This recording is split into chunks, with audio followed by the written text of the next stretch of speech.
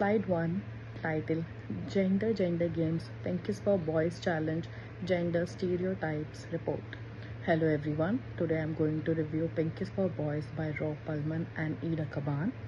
In this presentation, I reflect on how the book influences gender stereotypes, social and equitable justice, and inclusive early childhood pedagogy.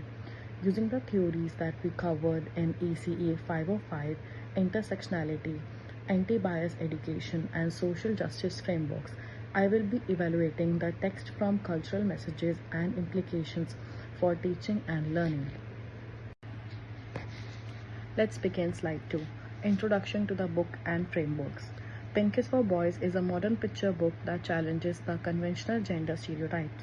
It sends messages to children that colors, games, and activities are not gender specific and everyone. The photos are varied with a wide range of race, gender, and ability, which clearly demonstrates how much all the children are valued. My analysis will use the lens of intersectionality of Crenshaw, 1989, the framework of anti-bias education provided by Derman Sparks and Edwards, 2022, and the notion of social justice that is provided to us in our reading of topics 1, 2, 3. With the books, the author shares some of the lessons learned about the work of inclusion and the dismantling of stereotypes in an early childhood setting. Let's move on to slide 3, Culture and Diversity's Presentation.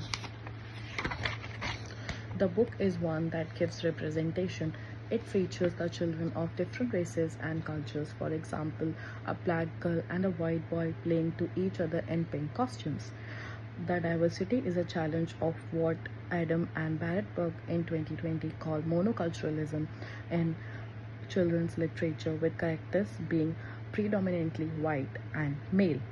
Notably, the children used are not symbolically represented in the narrative, rather they are just a part of a diverse world, which is in agreement with the Education Hub in 2023, saying that it is best to avoid using tools that tokenize diversity or function as a tourism tool. The book therefore normalizes inclusion rather than making it something odd.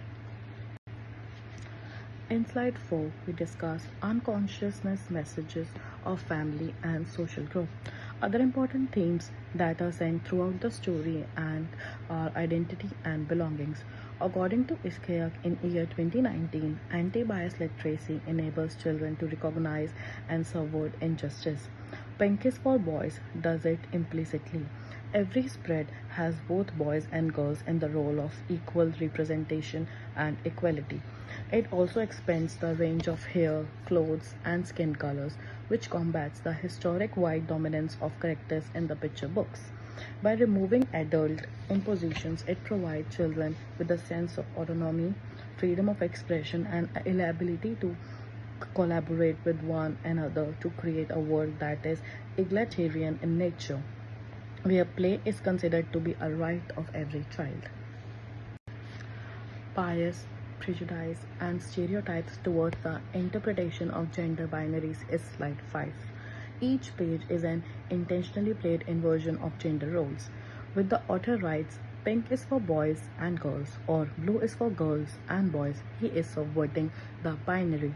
This is in response to Chapman's 2023 concept of gender expansive practice, where he encourages teachers to move out of the gender neutral space to recovery of diverse identities.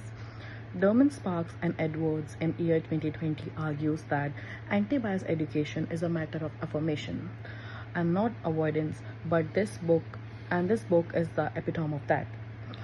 To put it another way, it celebrates the ubiquity of self-expression and teaches children not to use color and identity as a division, but as a concept to bring them together. Let's move on to slide 6, where we discuss breaking biases and intersectionality by Venn diagram. Here's a diagram of how Pink is for Boys fit into the relevant intersection of inclusion frameworks.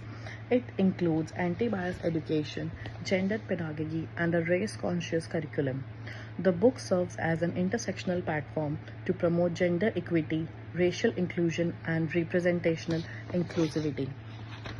In this, gender and race are interconnected roles in the life, which are aided in the theoretical perspective of intersectionality by Crenshaw in year 1989. A black girl considered as a leader of good play helps to break racial and gender stereotyping simultaneously. Moving on to slide 7, opportunities development founded on equity and inclusion. The more children can see characters who look like them, the more their identity and confidence will grow, which relates to the EYLF 2.0 outcome 1. Children have a strong sense of identity. In addition to the gender difference, the book will have racial difference, challenging the normative power relation in children's media ECE505 in 2019. It builds the intercultural competence as defined by topic 3 on the basis of the reflection on the variety of ways of thinking about the world around us and lived reality. As early childhood education in Australia 2021 notes, these texts can be used to have important conversations about justice and uniqueness, important to embedding social justice in everyday learning. In slide, the focus is on narrative strength-based approaches. Pinkies for Boys has strength-based philosophy and portrays children in a competent, confident, and expressive light. Adam and Bradberg in year 2020 explained that this approach is based on the value of what children can do instead of what they cannot do. This story is helpful for the use of community and family knowledge as a Campbell, Smith, and Alexander in 2017 year suggests cultural models of gender and color differ and the teachers can build on them. By rejecting deficit thinking, the book makes difference joyful and creative and affirms the strength-based inclusion clause of the EYLF. Slide 9 focuses on pedagogical implementation, social justice promotion. Pinkies for Boy is a tool for anti-bias and social justice that can be used as an end to this type of education. It relates to the principle of respect of diversity in EYLF 2.0 and NQS Quality Area 1 and 6, which are about inclusive practice and family partnerships. The types of questions that the teacher can ask are, can boys like pink? Example of the questions that can be posed would be, what colors or games do you like? Is there a toy that can be used for everybody? The conversations cannot help but lead to the development of empathy, fairness, and rights awareness, all the key goals of learning about anti-biasness. This phrase is also a reflection of the fact that the social justice in early childhood is one that makes equity be real and not just words. In slide 10, let's summarize educator and child agency strategies. In summary, there are 5 ways in which teachers could take the ideas in the book and implement them.